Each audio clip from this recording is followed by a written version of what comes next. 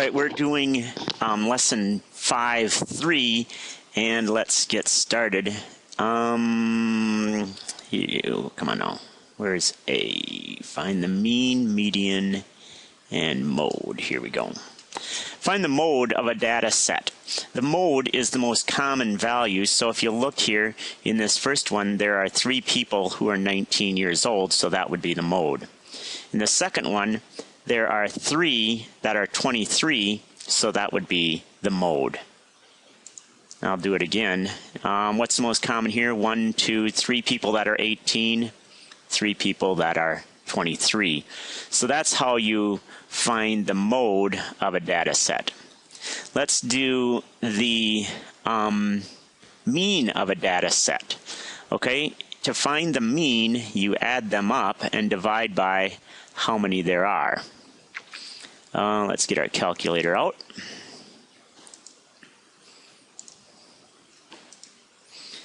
So we've got 23, 23, 24, 20, 23, 20, and 20 is, oops, all clear. Let's try this again. I must not have pressed plus there one time. Okay, 23 plus 23 plus 24 plus 20 plus 23 plus 20 plus 20 equals 153 divided by 1, 2, 3, 4, 5, 6, 7 is 21.9. So you add them up and divide by how many there are. The other way you can do it is to use the stat function. Mode stats is number 3, and we're doing one variable stats. So we enter the values in the table: 43, 28, 34, 18, 28, 18, and 18. And all clear.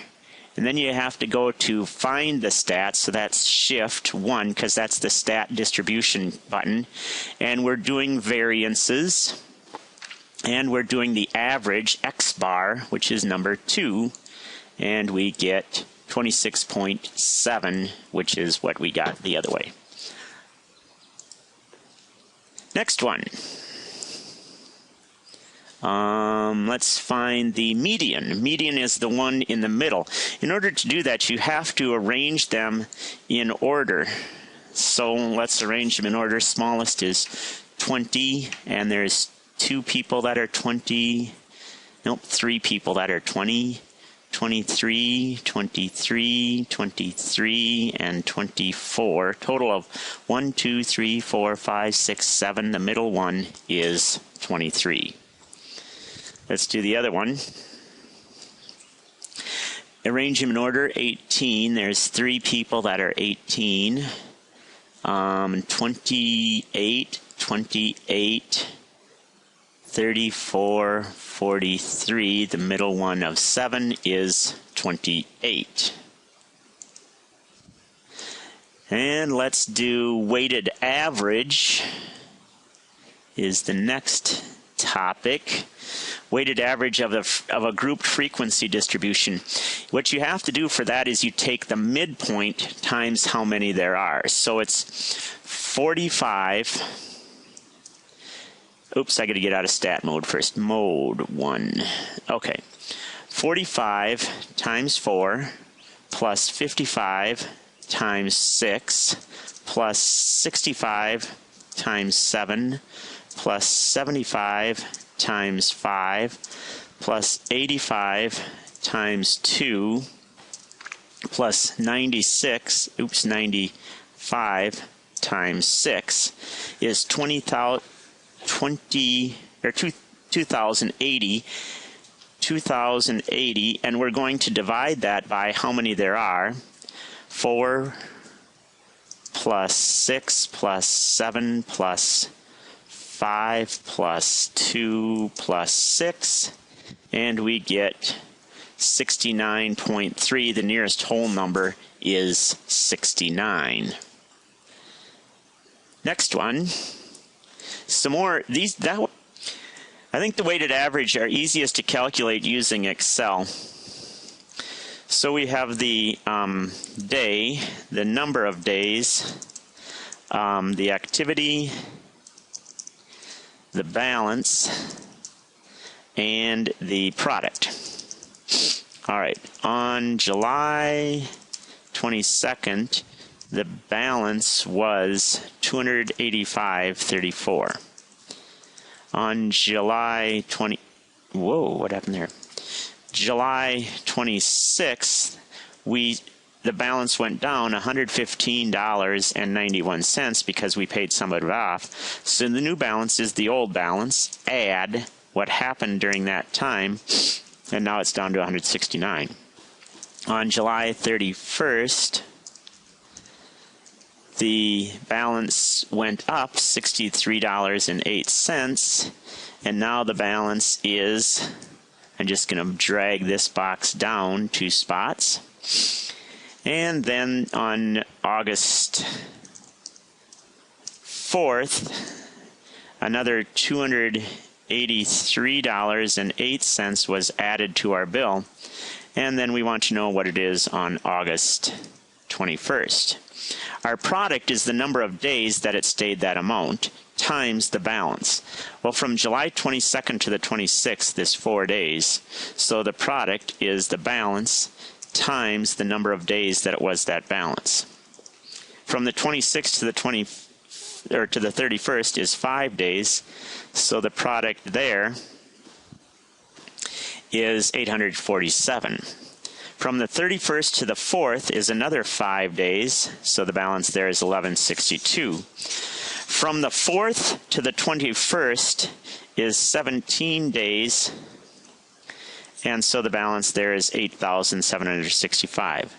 So now, if we sum those up,